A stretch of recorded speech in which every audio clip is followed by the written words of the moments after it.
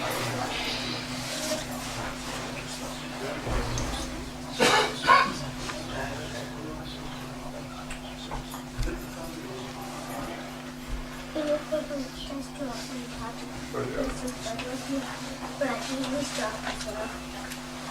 حول ولا قوة إلا بالله العلي العظيم. أعوذ بالله من الشيطان الرجيم. بسم الله الرحمن الرحيم. الحمد لله رب العالمين، والصلاة والسلام على أشرف الأنبياء والمرسلين، حبيب إله العالمين سيدنا ومولانا أبي القاسم المصطفى محمد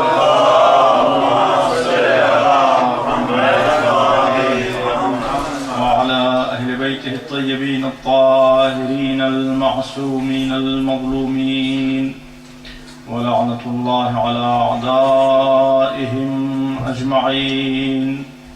أما بعد، فقد قال الله الحكيم في الذكر الكريم: أعوذ بالله من الشيطان الرجيم. يا أيها الذين آمنوا اتقوا الله وكونوا مع الصادقين. صلوات. اللهم صل على محمد وعلى محمد. آیت کریمہ جس کی تلاوت کا شرف حاصل کیا، اس میں اللہ اعلان فرماتا ہے: اے صاحبان ایمان، تقوی پروردگار اختیار کرو اور ان کے ساتھ ہو جاؤ جو سچے ہیں. اور جو سچے تھے، ظاہر سی بات ہے ان سچوں میں سے ایک شخصیت کا نام ہے باقر العلوم. عزیزان محترم، میں ہمیشہ یہ جو موضوع شروع کیا ہے، اس کی بگننگ میں امامت اور لیڈرشپ کی امپورٹنس سے متعلق کچھ نہ کچھ آپ کے سامنے عرض کر رہا ہوں. تو آج جو میں عرض کرنا چاہتا ہوں وہ خود امام محمد باقر علیہ السلام کی زبان مبارک سے ہے. ایک دن امام کے گھر ایک مہمان آئے اور امام نے ان کی اچھی طرح سے خاطر مدارات کی. اہل بیت علیہ السلام کی سیرت یہ رہی ہے کہ انہوں نے مہمانوں کا ہمیشہ بے حد رسپیکٹ کیا ہے. اور ظاہر سی بات ہے دامن وقت گنجائش نہیں میں تفصیل میں جاؤں، تو امام نے ان کے لیے اسپیشل کھانا وغیرہ تیار کیا. اور جب انہوں نے کھانا کھایا تو کھانا کھانے کے بعد ان کو بڑا تعجب ہوا اور انہوں نے امام کی خدمت میں عرض کیا کہ مولا، کھانا لذیذ تھا. اللہ سبحانہ وتعالی قرآن کریم میں فرماتا ہے: ثم لتسألن يومئذ عن النعیم، تم سے نعمتوں کے بارے میں سوال کیا جائے گا. تو یہ جو اتنا لذیذ کھانا ہم لوگوں نے کھایا، اس کے بارے میں ہم سے سوال ہو سکتا ہے. تو امام نے فرمایا: یہ بھائی، نعمتوں کے بارے میں یقیناً سوال ہوگا، لیکن اس آیت میں اللہ نے جس نعمت کا ذکر کیا ہے وہ عام نعمت نہیں ہے، وہ اللہ کی سب سے عظیم نعمت ہے جس کے بارے میں سوال ہوگا. اس نے کہا کہ فرزند رسول وہ کون سی نعمت ہے؟ امام نے کہا کہ اگر تمہارے گھر کوئی مہمان جائے اور وہ تمہارے گھر میں ظاہر ہے کہ پانی بھی یوز کرے گا، ٹشو پیپر بھی یوز کرے گا، روٹی بھی کھائے گا، چاول بھی کھائے گا، دال بھی کھائے گا، سبزی بھی کھائے گا، تو اگر تم بیٹھ کے ایک ایک چیز کا اس سے چھوٹی چھوٹی چیزوں کا حساب لینا شروع کرو تو دنیا تمہارے بارے میں کیا کہے گی کہ کیسا خسیس میزبان ہے، اپنے مہمان سے ایک ایک چیز کا حساب لے رہا ہے. یہ کائنات اللہ کا سجایا ہوا دسترخوان ہے اور انسان اس کائنات میں اللہ کا مہمان ہے. اگر وہ آرڈینری طور پر، ریزنیبل طور پہ زندگی گزارتا ہے تو اللہ اس سے کتنی روٹی کھائی، کتنی بوٹی کھائی، اس کے بارے میں حساب نہیں لے گا. اور یہ جو اللہ فرماتا ہے ثم لتسألن یومئذ عن النعیم، اس سے مراد روٹی اور بوٹی نہیں ہے، اس سے مراد وہ عظیم نعمت ہے جس نعمت کی وجہ سے دنیا میں نعمتوں کا وجود ہے، اور اس نعمت کا نام ہے نعمت ولایت اہل بیت۔ ماشاءاللہ، نعرہ حیدری، مشنودی محمد و آل محمد، بلند تر صلوات۔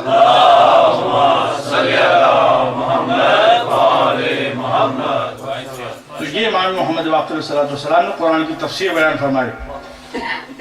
اور دیکھیے جب امام محمد باقر کا ذکر ہوتا ہے تو جناب جابر ابن عبداللہ انصاری رسول اللہ کے صحابی، ان کا تذکرہ بھی ہوتا ہے۔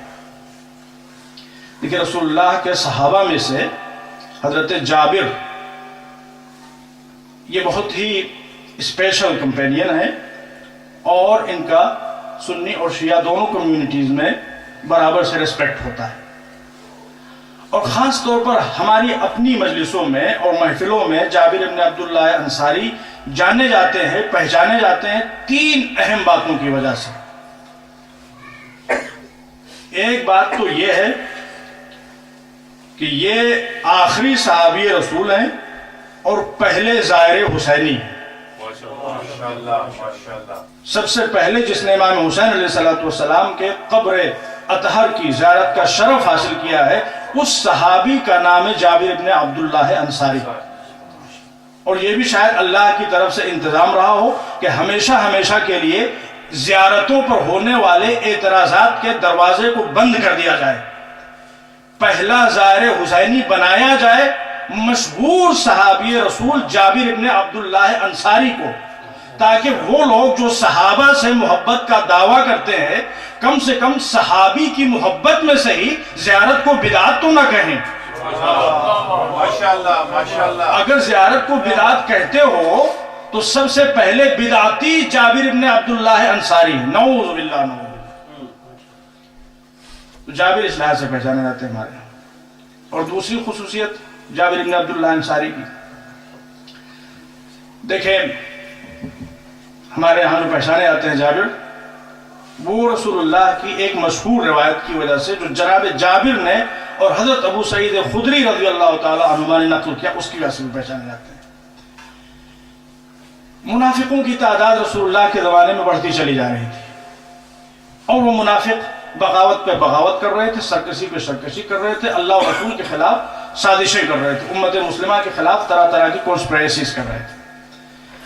تو جناب جابر کہتے ہیں کہ میں اور ابو سعید خدری ہم دونوں حضور کی خدمت میں گئے اور جا کے پوچھا، اللہ کے رسول، ظاہر ہے کہ منافق ہمارے درمیان رہتے ہیں، یہ جو آپ کے تمام اصحاب جو کہے جاتے ہیں انہی میں سے منافق بھی ہیں، تو ہم کیسے ان کو آئیڈینٹیفائی کریں، کس کے سامنے کون سی بات کریں کون سی بات نہ کریں؟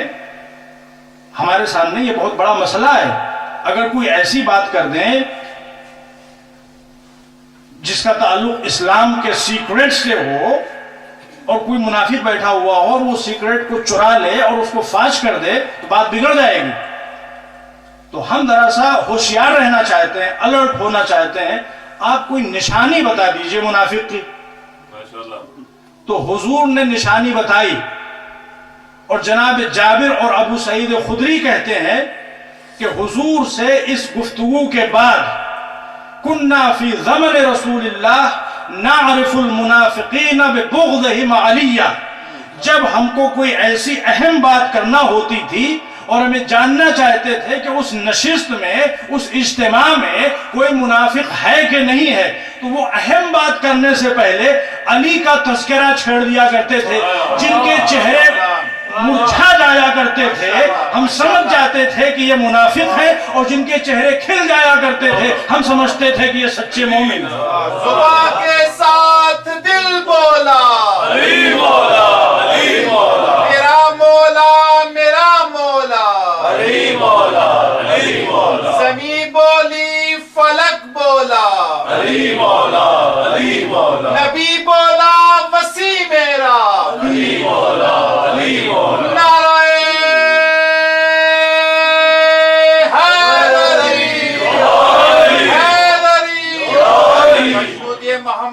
आले मोहम्मद बुलंदतर सलावत।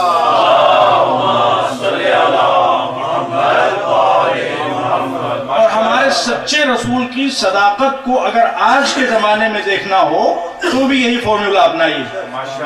تذکرہ علی چھیڑیے، دیکھیے کچھ چہروں پہ ہوائیاں اڑنے لگیں گی، نحوست برسنے لگے گی، یا دوسرے لفظوں میں یہ کہا جائے کہ لعنت پروردگار کی پھٹکار ہونے لگے گی، اور کچھ چہرے وہ ہوں گے جو کھل جائیں گے، چمک جائیں گے۔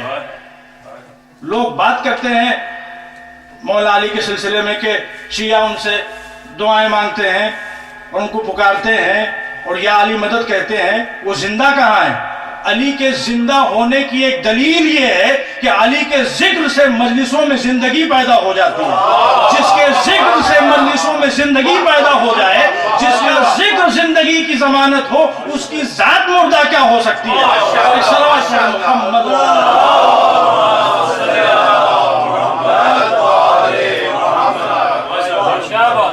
مست قلندر علی علی، مست قلندر علی علی، کعبے کے اندر علی علی، کعبے کے اندر علی علی، مسجد کے اندر علی علی، زہرا کا شوہر علی علی، داماد پیغمبر علی علی، نعرے حیدری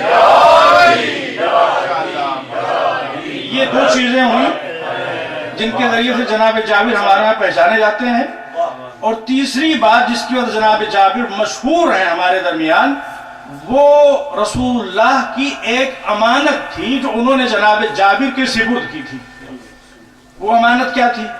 یہ قرآن کریم میں ایک آیت ہے، اللہ فرماتا ہے یا ایھا الذین آمنوا اطیعوا اللہ واطیعوا الرسول واولی الامر منکم، اے صاحبان ایمان تم اللہ کی اطاعت کرو، اس کے رسول کی اطاعت کرو، اور صاحبان امر کی اطاعت کرو۔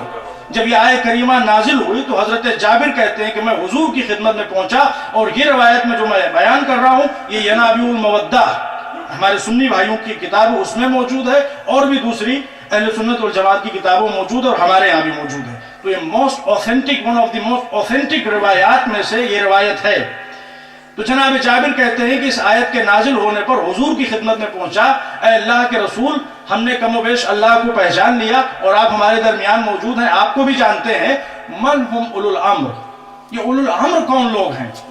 جن کی اطاعت اللہ کی اطاعت ہے، جن کی اطاعت خود آپ کی اطاعت ہے، یہ شخصیتیں کون ہیں؟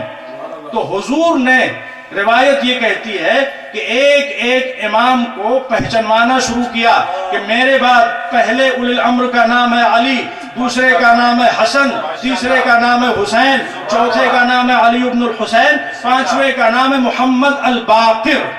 اور پھر اس کے بعد میں رسول اللہ نے آخر تک اس سلسلے کو پہنچایا۔ لوگ کہتے ہیں کہ اگر اہل بیت علیہم السلام کی ولایت اتنی امپورٹنٹ تھی تو رسول اللہ نے نام بنام کیوں نہیں بیان کر دیا؟ اب رسول اللہ کیسے بیان کریں؟ یہ نام بنام کتابوں میں موجود ہے، اب یہ اپنا اپنا مقدر ہے، کون مانتا ہے کون نہیں مانتا، موجود سب کچھ ہے، اب کس کو دکھائی دیتا ہے کس کو دکھائی نہیں دیتا۔ جن کی دل کی نگاہیں، ایمان کی نگاہیں بغض اہل بیت کی وجہ سے نابینا ہو گئی ہیں، انہیں نہ حق دکھائی دیتا ہے نہ حقانیت نظر آتی ہے۔ مسئلہ صرف اتنا ہے، جب رسول اللہ جناب امام محمد باقر تک پہنچے تو تاریخ یہ کہتی ہے، روایت کہتی ہے کہ حضور یہاں پہ ٹھہرے اور ٹھہر کے فرمایا کہ اے جابر ابن عبداللہ انصاری، یہ ہمارا 5واں جانشین ہوگا، اور تم کو اللہ اتنی طویل عمر دے گا کہ تم ہمارے اس 5ویں جانشین کو دیکھو گے، اس کی خدمت کا شرف حاصل کرو گے۔ اور اے جابر دیکھو، جب تم ہمارے اس 5ویں جانشین کی خدمت میں جانا تو ہماری طرف سے اس کو سلام کہہ دینا۔ یہ امام محمد باقر علیہ السلام، ہماری طرف سے ہمارے 5ویں جانشین کو سلام کہہ دینا۔ تو اس روایت کے ذریعے سے جو سنی شیعہ تمام کتابوں میں موجود ہے، کم سے کم ایک مسئلہ تو حل ہو گیا کہ دیکھیے ہم پہ جو الزام لگایا جاتا ہے اور جن باتوں کی وجہ سے ہم کو مشرک کہا جاتا ہے، ان میں سے ایک مسئلہ علیہ السلام کا بھی ہے۔ جب ہم کہتے ہیں مولا علی علیہ السلام، امام حسن علیہ السلام، امام سجاد علیہ السلام، تو کہا جاتا ہے کہ یہ کافر ہو گئے ہیں، یہ معصومین کے لیے، اپنے اماموں کے لیے علیہ السلام کا لفظ استعمال کرتے ہیں۔ ارے علیہ السلام کا لفظ اگر استعمال کرنا کفر ہے تو پھر حضور کے بارے میں کیا خیال ہے؟ علیہ السلام کہنا یہ رسول اللہ کی سنت ہے، یہی لفظ موجود ہے فَقْرَأْهُ مِنِّ السلام. تو ان اماموں کو سلام کرنا سنت رسول ہے، سیرت صحابہ ہے. جو چیز سنت رسول ہو اور سیرت صحابہ ہو اس کے بارے میں بدعت کا تصور، بدعت اس طرح کی گستاخیاں کرنے سے پہلے اے کاش مسلمان سوچ لیں، ذرا سا سمجھ لیں، اپنی عقلوں کو استعمال کر لیں تو شاید دنیا بھی سنور جائے اور آخرت بھی محفوظ رہ جائے. ایک صلوات پڑھ لیں محمد وآلہ محمد. تاریخ دیکھیے یہ واقعہ جو ہے یہ معتبر کتابوں موجود ہے، اور یہ واقعہ ہمارے رسول کی حقانیت کی دلیل بھی ہے، اس لیے کہ یہ بات جو رسول اللہ نے کہی تو تمام عالم اسلام میں یہ بات مشہور ہو گئی تھی. اور جناب جابر بن عبداللہ انصاری کئی مرتبہ بیمار ہوئے، لوگوں نے کہا کہ ہم طبیب بلا دیں اور یہ ہوگا اور وہ ہوگا، کہیں آپ کی جان کو خطرہ نہ ہو جائے. تو ہمیشہ جابر بن عبداللہ انصاری کہا کرتے تھے تم کو پریشان ہونے کی کوئی ضرورت نہیں ہے، میں اس وقت تک نہیں مروں گا جب تک میرے حبیب کے 5ویں جانشین کی زیارت نہ کروں.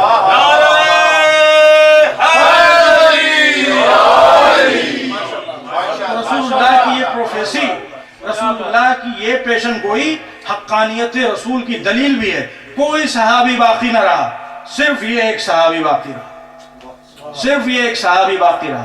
وہ لوگ جو کہتے ہیں کہ رسول اللہ کو علم غیب نہیں تھا، علم غیب نہیں تھا تو یہ بات کیسے کہی رسول اللہ نے، اور جو کہا وہ سچ ثابت ہوا، تو یہی تو علم غیب ہے.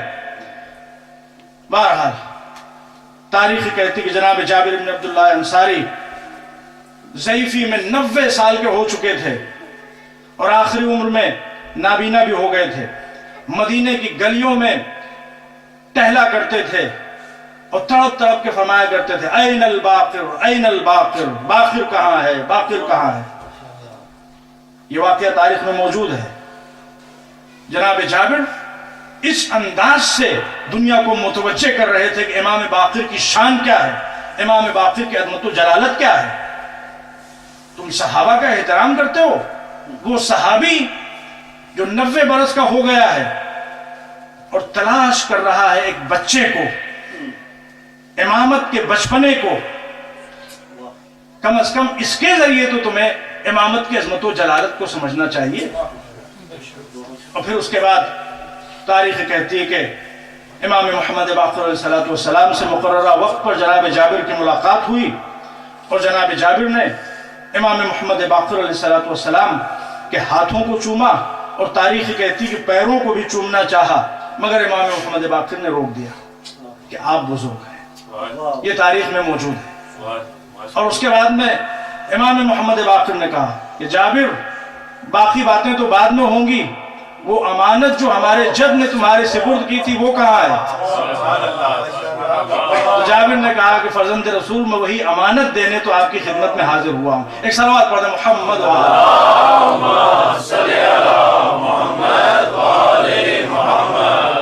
جناب جابر اور امام محمد باقر میں بہت مرتبہ ملاقاتیں ہوئیں.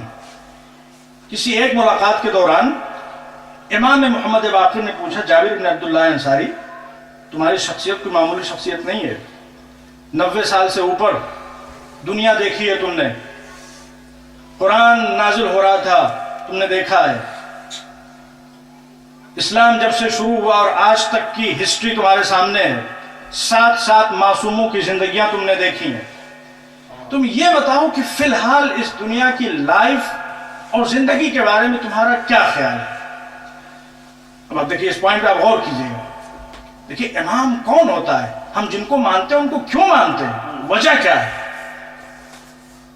تو جناب جابر بن عبداللہ انصاری کہتے ہیں کہ فرزند رسول اپنے تمام تجربات کو پیش نظر رکھتے ہوئے فی الحال میں اس نتیجے پر پہنچا ہوں، میں اپنے آپ کو ایمان اور تقوی اسپرچوالیٹی کی اس منزل پر پاتا ہوں کہ میں فقیری کو دولت پر، بیماری کو صحت اور تندرستی پر،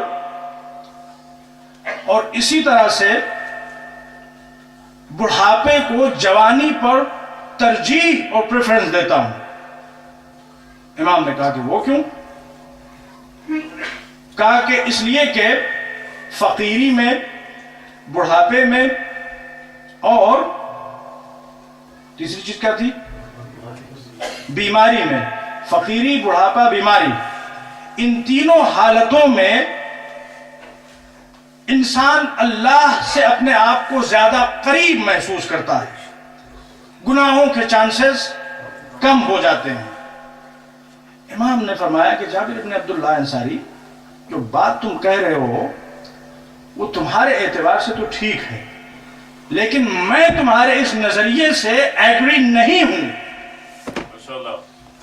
تم نے اپنے اعتبار سے کمال، پرفیکشن، سبمیشن کی ایک بہت بڑی منزل طے کر لی ہے، مگر ہمارے اعتبار سے تمہارے اندر ابھی میں باقی رہ گیا ہے۔ میں فقیری پسند کرتا ہوں، میں غریبی پسند کرتا ہوں، میں بیماری پسند کرتا ہوں، میں بڑھاپا پسند کرتا ہوں۔ ایک مومن کامل کی شان یہ ہے کہ اس کی زندگی سے میں ختم ہو جائے، صرف اور صرف رضائے پروردگار، جو اللہ کی مرضی وہ ہماری مرضی۔ میں کون ہوتا ہوں یہ فیصلہ کرنے والا کیا اچھا ہے اور کیا برا ہے؟ نعرہ تکبیر، اللہ اکبر، نعرہ رسالت، یا رسول اللہ، نعرہ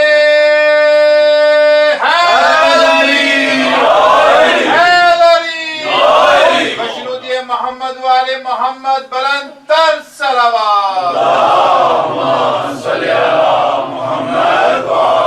اب آپ سمجھے کہ ہم ائمہ اہل بیت کو دوسروں پر ترجیح کیوں دیتے ہیں؟ ہم احترام سب کا کرتے ہیں، صحابہ بھی محترم، رسول اللہ کے چاہنے والے بھی محترم، سب محترم، لیکن ہم ترجیح ائمہ اہل بیت کو کیوں دیتے ہیں؟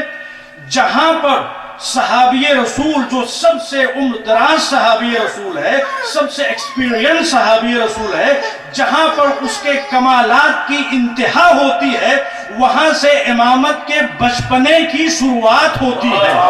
ایک صلوات پڑھیں محمد وعلی محمد۔ یہ اہل بیت علیہ السلام کی شان ہے۔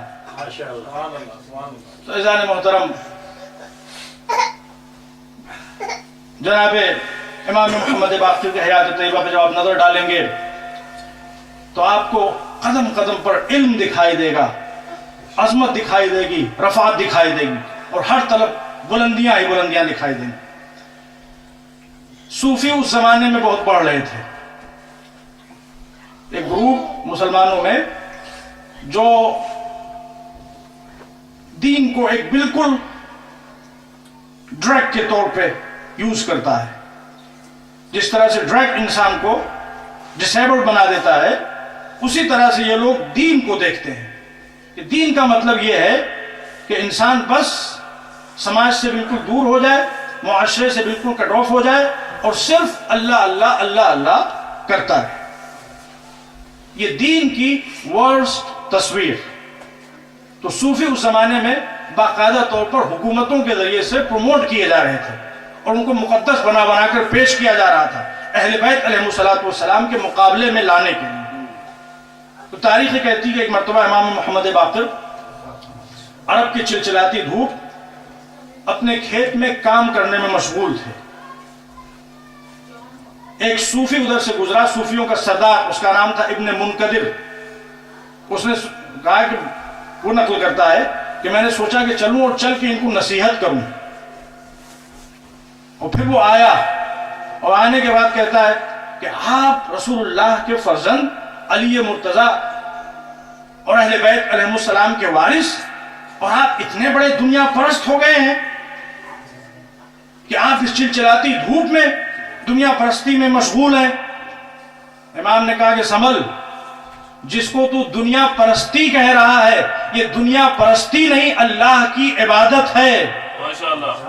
کام کرنا، محنت کرنا، مشقت کرنا دنیا پرستی نہیں، اللہ کی عبادت ہے، اور عظیم ترین عبادتوں میں سے اللہ کی عبادت ہے محنت کرنا، مشقت کرنا۔ روایتوں میں القاد العیال کالمجاہد فی سبیل اللہ، جو لوگ محنت کرتے ہیں، ہارڈ ورکر ہیں، اپنی فیملی، اپنے جنریشن، اپنے بچوں کی پروگرس کے لیے دن و رات کوشاں رہتے ہیں، ان کی مثال اس مجاہد جیسی ہے جو اپنے خون میں غلطا ہو۔ اور پھر اس کے بعد میں وہ مڑا امام کی خدمت میں اور کہتا ہے کہ اگر آپ کو اس حالت میں موت آ جائے تو کیا ہوگا؟ آپ دنیا پرستی کی حالت میں مریں گے۔ امام نے کہا کہ تو غلط سمجھ رہا ہے، اگر مجھے اس حالت میں موت آ جائے تو بہترین موت ہوگی، میں عبادت پروردگار میں اس دنیا سے گزروں گا۔ تو یہ اہل بیت علیہ السلام کا اپروچ ہے۔ روایتوں میں ملتا ہے کہ ایک شخص امام کی خدمت میں اور آنے کے بعد کہتا ہے کہ میں کام نہیں کر سکتا، میرے ہاتھ اتنے اسٹرانگ نہیں ہیں، ہاتھوں میں کچھ پرابلم ہے جس کی وجہ سے میں کام نہیں کر سکتا، تو میں چاہتا یہ ہوں کہ بس بیت المال پر گزارا کروں اور ادھر ادھر لوگوں سے مانگ کر اپنا پیٹ بھروں۔ امام نے کہا خبردار، ایسا ہرگز نہ کرنا، تیرے ہاتھ اگر صحیح طرح سے کام نہیں کر رہے ہیں تو تیرا سر تو کام کر رہا ہے، اپنے سر پر بار اٹھا کر اپنے پیٹ اور اپنی اولاد کا پیٹ بھر، خبردار کسی کے سامنے ہاتھ پھیلانے کی توہین نہ کرنا۔ تو یہ اہل بیت علیہ السلام کی تعلیم ہے۔ اور اگر اہل بیت علیہ السلام کہ ان انسٹرکشنز کو جو ہارڈ ورک کے سلسلے میں انہوں نے دنیا کے سامنے رکھے ہیں، آج دنیا اپنا لے، یہ حکومتیں اپنا لیں اور ان ارشادات کی روشنی میں لوگوں کو کام کرنے کی طرف راغب کریں، تو جو ایک بہت بڑی پرابلم بنتی جا رہی پوری دنیا کی، وہ پرابلم کافی حد تک سولو ہو جائے گی۔ صورتحال کیا ہے کہ انسان کام کر سکتا ہے، محنت کر سکتا ہے، لیکن آرام کے لیے اپنے آپ کو جاب لیس ثابت کر دیا اور اس کے بعد میں بینیفٹ میں چلے گئے۔ نہیں، یہ چیز اسلام میں بالکل بھی الاؤڈ نہیں ہے۔ انسان کو بینیفٹ پر رہنا نہیں چاہیے، انسان کو بینیفٹ لینا نہیں چاہیے، انسان کو بینیفٹ دینا چاہیے۔ اسلام میں کہیں پر بھی مانگنے کی بات نہیں کی گئی ہے۔ آپ شروع سے لے کے آخر تک پورا قرآن پڑھیے، شروع سے لے کے آخر تک تمام رسول اللہ کی حدیثیں پڑھیے، تمام جورسپروڈنس پڑھیے، کہیں آپ کو یہ نہیں ملے گا کہ اسلام نے مانگنے کی بات کی ہے۔ اور قدم قدم پہ ہر جگہ آپ کو ملے گا خمس دو، زکوٰۃ دو، صدقہ دو، فطرہ دو، دینے کی بات ہمیشہ اسلام نے کی ہے۔ مطلب یہ ہے کہ اسلام ایسی سوسائٹی تشکیل دینا چاہتا ہے جس میں دینے والے سب ہوں اور لینے والا کوئی نہ ہو۔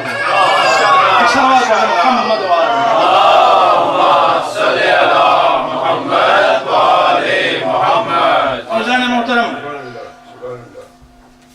اب دیکھیے باتیں بہت ہیں، میں کیا کیا عرض کروں آپ کے سامنے۔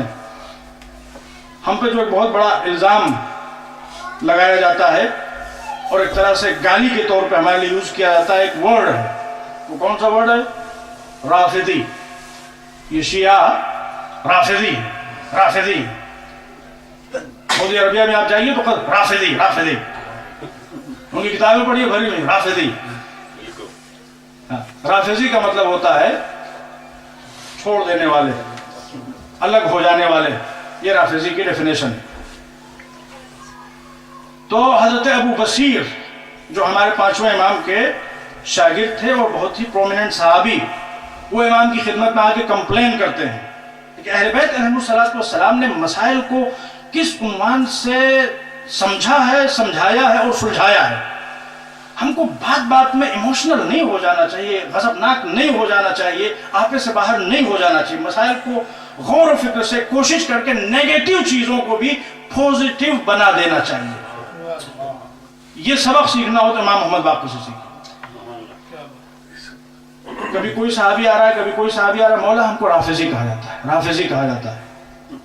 امام نے ایسی کوئی بات نہیں کی جس سے ان کے جذبات بھڑکیں اور ماحول خراب ہو۔ اس کے برخلاف امام نے کہا کہ جب تم کو رافضی کہا جائے تو اللہ کا خصوصی طور پر شکریہ بجا لاؤ۔ کہا کہ کیا باتیں کر رہے ہیں آپ، ہم کو رافضی کہا جا رہا ہے، ہم کو دین سے خارج کہا جا رہا ہے اور آپ اس پہ شکریہ بجا لانے کی بات کرتے ہیں۔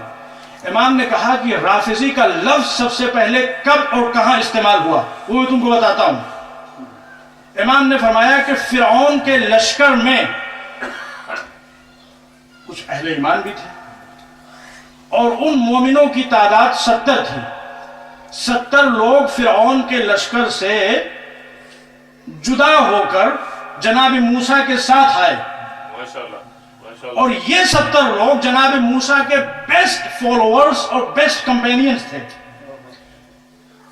لیکن بنو اسرائیل ان کو چھیڑنے کے لیے، ان کو چڑھانے کے لیے، ان کا دل توڑنے کے لیے ان کو رافضی کہا کرتے تھے کہ ان کا تعلق ہم میں سے نہیں ہے، یہ ہم سے الگ ہیں، یہ ہم سے خارج ہیں۔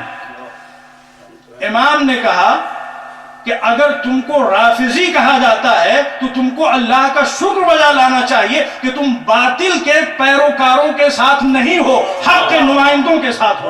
ایک صلوات علی محمد۔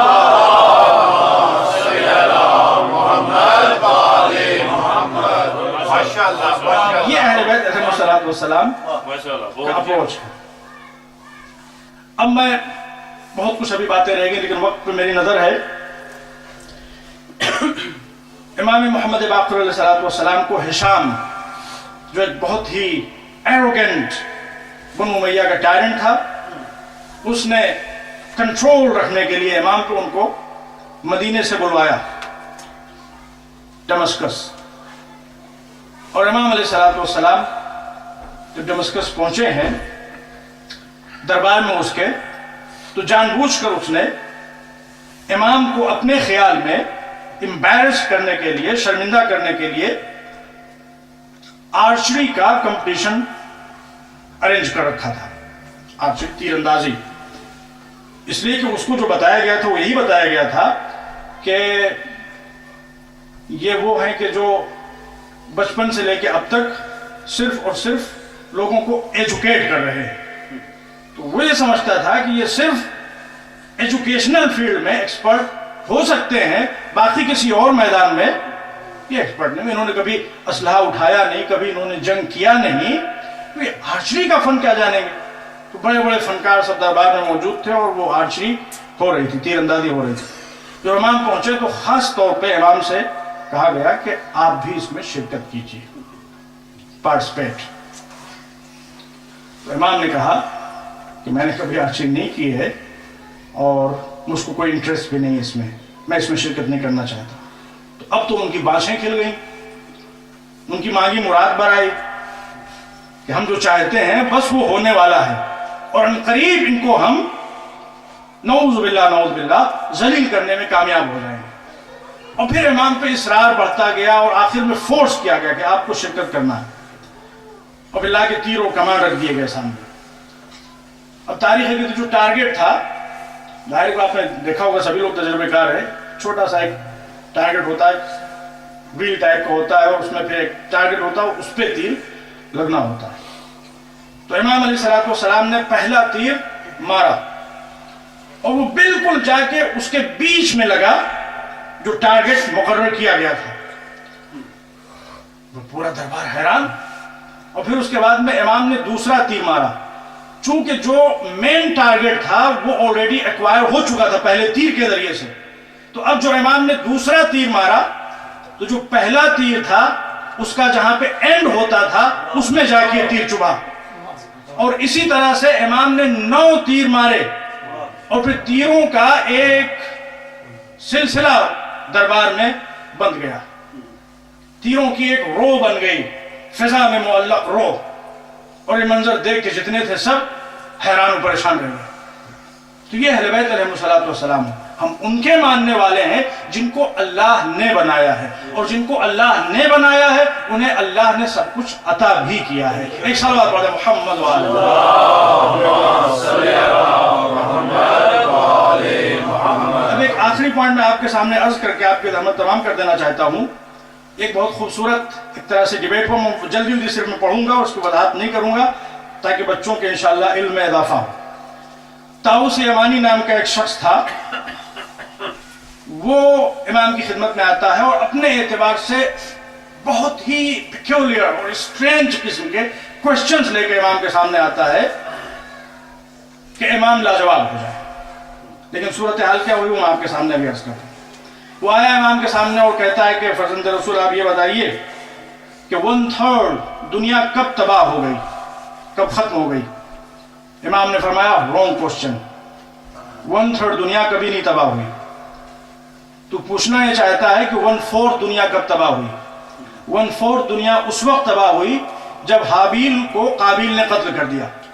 اس وقت زمین پر کل 4 لوگ تھے, آدم, ہوا, حابیل, قابیل, 4 انسان. 1/4 دنیا قابیل کے مرنے سے ختم ہو گئی. اس نے دوسرا سوال کیا کہ حضرت آدم کی نسل کس سے چلی, حابیل سے چلی یا قابیل سے چلی؟ امام نے کہا کسی سے نہیں چلی, شیش سے چلی, ان کے 3rd بیٹے, ان سے نسل چلی. وہ پوچھا کہ آدم کو آدم کہا کیوں جاتا ہے, ایڈم کو ایڈم کیوں کہا جاتا ہے؟ تو امام نے کہا کہ آدم کو آدم اس لیے کہا جاتا ہے کہ ان کو اللہ نے عدیم سے بنایا ہے. عدیم کہتے ہیں زمین کی اوپری مٹی کو, چونکہ اللہ نے ان کو عدیم سے بنایا اس لیے ان کو آدم کہا جاتا ہے. کہا کہ ابلیس کو ابلیس کیوں کہا جاتا ہے؟ امام نے فرمایا ابلیس کا مطلب ہوتا ہے رحمت پروردگار سے مایوس, چونکہ وہ رحمت پروردگار سے مایوس ہے اس لیے اس کو ابلیس کہا جاتا ہے. کہا کہ جن کو جن کیوں کہا جاتا ہے؟ امام نے کہا جن کا مطلب ہوتا ہے وہ چیز کہ جو کبھی دکھائی نہ دے, چونکہ جن دکھائی نہیں دیتے اس لیے ان کو جن کہا جاتا ہے. لیکن صورتحال یہ ہے کہ وہ مخلوق جس کا نام ہی ہے انویزیبل, وہ مسلمانوں کو ہر جگہ ویزیبل دکھائی دیتی ہے. اب ایک الگ مسئلہ ہے. پھر اس نے کہا کہ آپ یہ بتائیے کہ سب سے پہلا جھوٹ کب بولا گیا, سب سے پہلا جھوٹ کب بولا گیا؟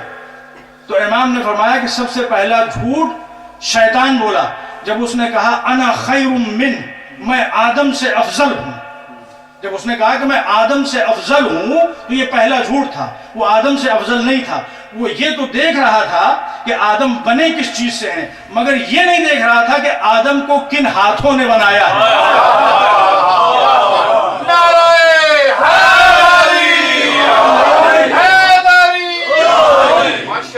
اللہ نے قرآن کریم میں کیا کہا ہے؟ خلقت بیدیہ, میں نے آدم کو اپنے ہاتھوں سے بنایا ہے. تو جو اللہ کے ہاتھوں سے بنے, جب وہ اپنے زمانے کا سب سے افضل ہوگا تو جس کے بارے میں اللہ نے اور اس کے رسول نے اعلان کیا ہو کہ اس کا ہاتھ خود اللہ کا ہاتھ ہے, وہ کتنا افضل ہوگا.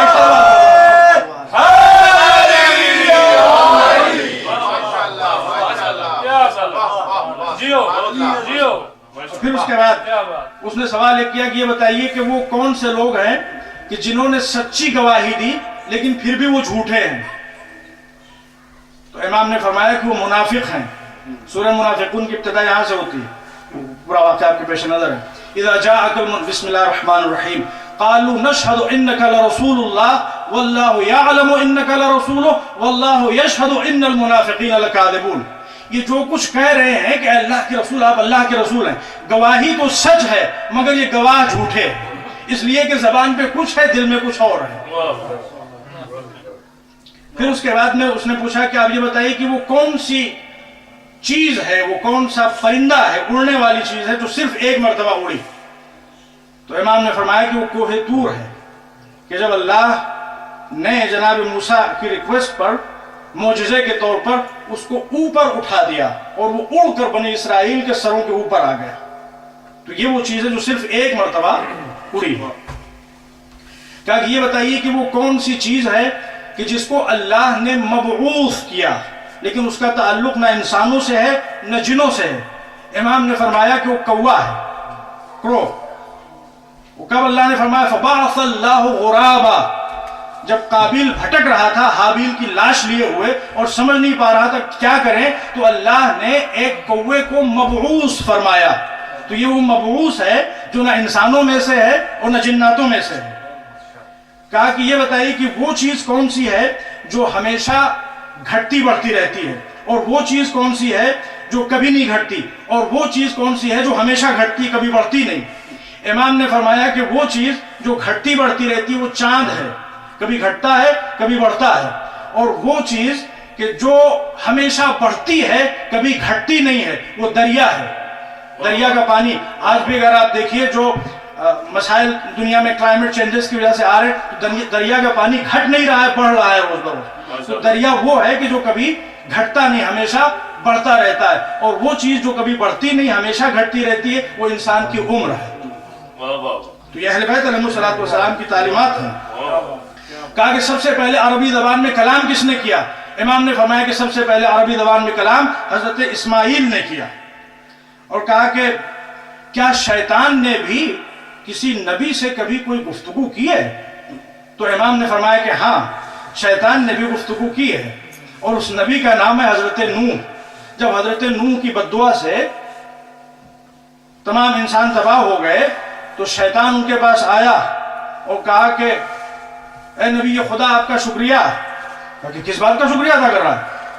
کہا کہ آپ نے میرے کام کو آسان کر دیا، بد دعا کر کے سب کو ہلاک کر دیا، میں آج کل کافی ریلیکسڈ ہوں، فری ہوں، میرے پاس بہت فری ٹائم ہے، اس لیے میں آپ کے پاس آ گیا۔ کہا کہ کیا کہنا چاہتا ہے؟ کہا کہ یہ جو آپ نے میرے ساتھ فیور کیا ہے اس کے بدلے میں آپ کو ایک گفٹ دینا چاہتا ہوں۔ کہا کیا کہنا چاہتا ہے؟ تو اللہ نے جناب نوح کو حکم دیا کہ ایون دو ہی شیطان، لیکن اگر کچھ کہنا چاہتا ہے تو اس کی بات سنیے۔ مطلب یہ ہے کہ اگر کوئی بولنا چاہے وہ کوئی بھی ہو اس کی بات سننا، یہ سیرت انبیاء ہے۔ تو جناب نوح نے کہا کہ کیا کہنا چاہتا ہے؟ کہا کہ میں آپ کو 3 نصیحتیں کرنا چاہتا ہوں۔ شیطان نصیحت، اور واقعی جو نصیحت شیطان کرے گا وہ بڑی امپورٹنٹ ہوگی، اس لیے کہ فلی ایکسپیرینس کہ کس طرح سے کس کو گمراہ کیا جائے، بہکایا جائے، تو جو یہ نصیحت کرے گا وہ بڑی کارساز ہوگی۔ تو امام فرماتے ہیں کہ شیطان نے جناب نوح سے کہا کہ میں 3 نصیحتیں کرنا چاہتا ہوں، 3 حالات میں آپ اور آپ کے چاہنے والوں کا فرض بنتا ہے کہ مجھ سے ہر حالت سے زیادہ ہوشیار رہیں۔ پہلی حالت جب وہ اللہ کی راہ میں کچھ خیرات کرنا چاہیں۔ جب اللہ کی راہ میں خیرات کرنا چاہیں تو میں اپنے کسی شیطانچے کو ان کے پاس بھیج دیتا ہوں، اور جب وہ جیب میں ہاتھ ڈالتے ہیں تو ان کے ہاتھ سے وہ چمٹ جاتا ہے کہ ہاتھ چلا تو گیا ہے جیب میں مگر ہاتھ باہر آنے نہ پائے۔ جب خیرات کرنا چاہیں تو اس وقت ہم سے ہوشیار رہیے گا۔ اور تیسری چیز، جب غصہ آئے تو اس وقت ہم سے ہوشیار رہیے گا، اس لیے کہ جب غصے کی حالت میں انسان ہوتا ہے تو اس کے نیکسٹ سائیڈ میں میں کھڑا ہوا ہوتا ہوں اور اس کو مسلسل ورغلاتا رہتا ہوں۔ اور روایتوں میں ہے کہ جب گھر میں میاں بیوی کے درمیان تو میں ہوتی ہے، اختلاف ہوتا ہے، تو شیطان باقاعدہ طور پر تبلے لے کر گھر میں تبلے بجاتا ہے کہ تم دونوں لڑو اور ہم تبلے بجا رہے ہیں، تو وہ سمجھ لیے لیرکس ہو جاتی ہیں، اور شیطان میوزیکل انسٹرومنٹ لے کے وہاں پہ میوزک بجاتا ہے۔ تو میاں بیوی کے جھگڑوں سے ہمارے گھروں کو محفوظ ہونا چاہیے تاکہ شیطان ہمارے گھر میں تبلے لے کے آنے نہ پائے۔ ایک صلوات پڑھیں محمد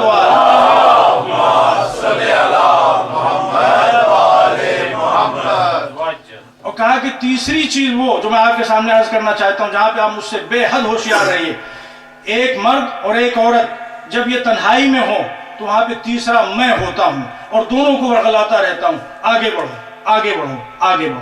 ایک صلوات پڑھیں محمد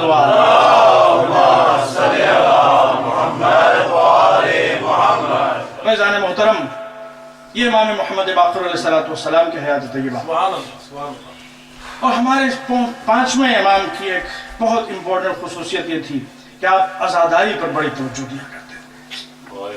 عزاداری سید الشہداء سے متعلق بہت سی روایتیں ہمارے 5ویں امام سے منقول ہیں، اور جب آپ خود اس دنیا سے گزرے ہیں تو اپنے بیٹے امام صادق کو وصیت فرمائی تھی کہ ہماری وفات کے بعد 10 سال تک منی میں ہمارے لیے عزاداری کی جائے۔ امام 7 ذوالحجہ کو اس دنیا سے گئے، فرمایا کہ منی میں 10 سال تک لگاتار ہمارے لیے عزاداری کی جائے۔ بس ارباب عزا، آج ماہ محرم الحرام کی 4تھی تاریخ ہو گئی، اور اب یہ تاریخیں روز بروز غم کی طرف بڑھتی چلی جا رہی ہیں۔ جیسے جیسے دن بڑھ رہے تھے ویسے ویسے غم بڑھ رہے تھے، ویسے ویسے کربلا میں سختیاں بڑھ رہی تھیں۔ بس ارباب عزا، آج کی تاریخ میں ہم 2 شہیدوں کا ذکر کرتے ہیں، مسلم ابن اوسجہ اور حضرت حبیب ابن مظاہر۔ مسلم ابن اوسجہ حسین کے اس باوفا صحابی کا نام ہے۔ تاریخ کہتی کہ خاک و خون میں غلطاں تھا، کربلا کا یہ بوڑھا مجاہد دم توڑ رہا تھا، حبیب اور آقا حسین سرہانے کھڑے ہوئے تھے۔ دیکھیے محبت اہل بیت کیا ہوتی ہے، انسان کو کتنا سیلف لیس بنا دیا کرتی ہے۔ اور ہم خدا کی بارگاہ میں دعا یہی کرتے ہیں کہ ہم کو شہدائے کربلا کے دلوں میں جو محبت اہل بیت تھی اس کا ایک حصہ بھی عطا فرما دے تو دنیا اور آخرت میں ہم کامیاب۔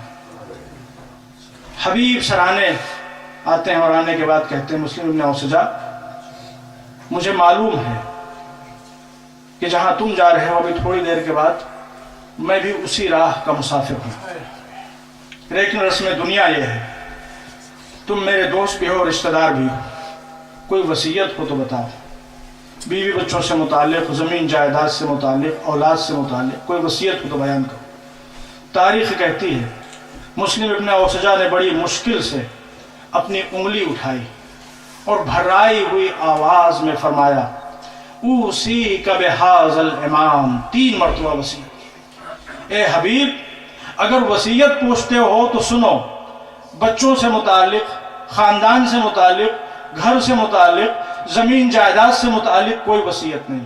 اگر وصیت ہے تو بس یہ ہے کہ جب تک جان میں جان رہے ہمارے امام پر آنچ نہ آنے دینا، ہماری جانیں قربان شہدائے کربلا کے ایثار پر، شہدائے کربلا کے جذبہ فداکاری پر۔ اور باب عزا بعض روایتوں کے مطابق 4 محرم کی تاریخ وہ تاریخ تھی کہ جب اہل بیت عصمت و طہارت پر، چھوٹے چھوٹے بچوں پر پانی بند کر دیا گیا اور فرات کے کنارے پہرے بٹھا دیے گئے۔ 7 تاریخ کو پانی بند نہیں ہوا، بعض روایتوں کے مطابق 4 تاریخ کو پانی بند ہوا۔ 7 تاریخ بندش آپ کی نہیں، تحت آپ کی تاریخ ہے۔ 7ویں تاریخ وہ تھی کہ جو بچا کھچا پانی تھا خیام حسینی میں وہ بالکل ختم ہو گیا تھا۔ بس ارباب اللہ تاریخ بتاتی ہے کہ جناب زینب جب کبھی کوئی فوج آتی تھی، مسلسل فوج پہ فوج آ رہی ہے، رسالے پہ رسالہ آ رہا ہے، اور ابن زیاد کی طرف سے آنے والوں کو خصوصی حکم تھا کہ جب کربلا کے میدان میں پہنچنا تو تادیر اپنے گھوڑوں کو دوڑاتے رہنا تاکہ تمہارے گھوڑوں کی ٹاپوں کی دھمک سے بیویوں کے دل دہلیں، چھوٹے چھوٹے بچوں کے دل تڑپیں۔ جب کبھی بھی کربلا کی سرزمین ہلتی ہے، زینب اولیاء مقام بی بی فضہ سے پوچھتی ہیں بی بی فضہ کون آیا؟ ہر مرتبہ بس ایک ہی آواز سنتی، یزیدی فوج آئی، ابن ذات کا رسالہ آیا۔ آخر کار شہزادی زینب اولیاء مقام امام کی خدمت میں آتی ہیں اور کہتی ہیں اے میرے بھیا، میں جب بھی پوچھتی ہوں کون آیا ہمیشہ دشمنوں کی فوج آنے کی خبر ملتی ہے، کیا اس بھری دنیا میں ہمارا چاہنے والا کوئی نہیں رہ گیا؟ فرمایا بہن زینب، دنیا میں حق کے طرفدار کم ہیں، لیکن اگر تم اصرار کرتی ہو تو میں بلاتی ہوں۔ آقا حسین نے خط لکھا، قاصد خط لے کے پہنچا۔ حبیب اس وقت اپنی زوجہ کے ساتھ ناشتہ کر رہے تھے۔ دق الباب ہوا، حبیب نے خط لیا، پڑھا، آنکھوں میں آنسو آئے، چوما، پیشانی پہ رکھا، آنکھوں سے لگایا اور زوجہ کے سامنے آئے۔ زوجہ کے سامنے آئے تو اس عالم میں کہ جیسے کچھ ہوا نہیں ہے، امتحان لینے کے لیے۔ زوجہ نے پوچھا حبیب کون تھا؟ کہا قاصد تھا اور وہ حسین کا خط لایا ہے۔ کہا کیا لکھا ہے؟ کہا لکھا ہے کہ وہ دشمنوں کے نرغے میں گھر گئے ہیں اور مدد کے لیے بلایا ہے۔ کہا حبیب پھر کیا ارادہ ہے؟ کہا جی تو چاہتا ہے جاؤں مگر پھر تیرا خیال دل میں آتا ہے۔ بس یہ سننا تھا کہ وہ مومنہ اٹھ کے کھڑی ہو گئی۔ اے حبیب تمہاری غیرت کو کیا ہو گیا؟ فاطمہ کا لال مدد کے لیے بلا رہا ہے اور تمہیں میرا خیال آ رہا ہے۔ حبیب نے تڑپ کے جواب دیا ہے مومنہ، میرے بچپن کا دوست حسین مجھے بلائے اور میں مدد کے لیے نہ جاؤں؟ حبیب کو آقا حسین سے بڑی محبت ہے۔ تاریخ بتاتی ہے کہ رسول اللہ اپنے صحابہ کے ساتھ مدینے کی گلیوں سے گزر رہے تھے۔ ایک چھوٹے بچے کو دوسرے تمام بچوں کے ساتھ جو کھیل رہا تھا اس کو بلایا، اور بلانے کے بعد خاص طور پر اس کو پیار کیا۔ صحابہ نے کہا اللہ کے رسول آپ نے اس بچے کے ساتھ اتنی شدید محبت کیوں فرمائی؟ کہا کہ میں اپنی آنکھوں سے وہ منظر دیکھ چکا ہوں کہ میرا لاڈلا حسین آگے آگے چل رہا تھا اور یہ بچہ پیچھے پیچھے میرے لاڈلے حسین کے قدموں کی دھول اٹھا اٹھا کر اپنی آنکھوں پہ مل رہا تھا، اور یہ بچہ وہ بچہ ہوگا جو کربلا کے میدان میں میرے حسین کے کام آئے گا۔ ایسی شدید محبت حبیب ابن مظاہر اسدی کو۔ تاریخ بتاتی ہے کہ حبیب نے اپنے غلام کو بلایا اور کہا کہ کوفے کے حالات ناسازگار ہیں، تو خفیہ راستوں سے کوفے کے باہر چل اور میرا انتظار کر، میں کسی طرح سے چھپ چھپا کر وہاں تک پہنچوں گا۔ غلام گھوڑے کو لیے ہوئے وہاں پہنچا، حبیب بھی خفیہ راستوں سے وہاں تک پہنچے۔ تاریخ بتاتی ہے کہ جب حبیب وہاں پہنچے تو کیا منظر دیکھتے ہیں کہ گھوڑے کی آنکھوں سے آنسو بہ رہے ہیں، اور غلام گھوڑے کو تسلی دے رہا ہے کہ گھوڑے اگر میرے آقا نہ آ سکے تو تجھے گھبرانے کی ضرورت نہیں ہے، میں تیری پشت پر بیٹھ کر آقا حسین کی مدد کے لیے کربلا جاؤں گا۔ یہ منظر دیکھنے کے بعد حبیب تڑپ گئے اور تڑپ کے کہا اللہ اللہ، آقا حسین پر فاطمہ کے گھرانے میں وہ وقت آ گیا ہے کہ غلام شہادت کی تمنا کر رہے ہیں اور جانور آنسو بہا رہے ہیں۔ بس ارباب عذاب، تاریخ کہتی ہے کہ حبیب گھوڑے پہ بیٹھے اور غلام سے کہا خدا حافظ، میں نے تجھے اللہ کی راہ میں آزاد کیا۔ غلام نے ہاتھوں کو جوڑا، آقا بڑا اچھا صلہ دیا آپ نے، جب تک اپنی خدمت کا موقع تھا اپنے ساتھ رکھا، اور جب فرزند فاطمہ کی خدمت کا موقع آیا تو مجھے خود سے جدا کر رہے ہیں۔ بس ارباب عذاب، حبیب غلام کو بھی ساتھ لے کے چلے۔ ادھر علم امامت سے امام اعلی مقام کو پتہ چل چکا ہے کہ حبیب آ رہے ہیں۔ جب کربلا کے قریب پہنچے ہیں حبیب تو آقا نے فرمایا بھیا ابو الفضل عباس، بیٹا علی اکبر، تمہارے چچا حبیب آ رہے ہیں، آگے بڑھو اور استقبال کر کے ان کو خیمے تک لے آؤ۔ بس ارباب عذاب، حبیب پہنچے، اصحاب نے خوش ہو کر اللہ اکبر کا نعرہ بلند کیا۔ اللہ اکبر کی آواز بی بی زینب کے کانوں تک پہنچی۔ علی کی بیٹی نے فضہ کو بلایا، ماں کی کنیز فضہ، ذرا جا کے باہر دیکھو تو صحیح، میرے بھیا کے اصحاب صدائے تکبیر بلند کر رہے ہیں۔ فضہ واپس آئیں، بی بی مبارک ہو، آپ کے ماجائے حسین کے بچپن کے دوست حبیب آ گئے۔ کہا فضہ بیٹھنا بعد میں، ارے حبیب تک ہمارا سلام پہلے پہنچا دے۔ لور باب عذاب، تاریخ بتاتی ہے فضہ آئی، حبیب مبارک ہو، ارے محمد کی نواسی، فاطمہ کی جائی، علی مرتضیٰ کی گود کی پالی، زینب اولیاء مقام تمہیں سلام کہہ رہی ہے۔ حبیب نے زینب کا سلام سنا، برداشت نہ کر سکے، خاک کربلا پہ بیٹھ گئے۔ لطم الحبیب خدئی، رخساروں پر تماچے مارنا شروع کیے، سر پہ گرد و غبار ڈالنا شروع کی۔ ہائے نبی زادیوں پہ وہ وقت آ گیا کہ سیدانیہ غلاموں کو سلام کہلوائیں۔ جی چاہتا ہے دست ادب جوڑوں، اے حبیب ارے تمہاری غیرت پہ ہمارا لاکھوں سلام۔ زینب کا سلام برداشت نہ کر سکے، ذرا سید سجاد کے دل سے پوچھو، یہی زینب تھی بے مقنع چادر، بے کجاوا ناقے پہ بٹھا کے دیار بدیار پھرائی جا رہی تھی۔ منادی ندا دے رہا تھا، تماشائیو آؤ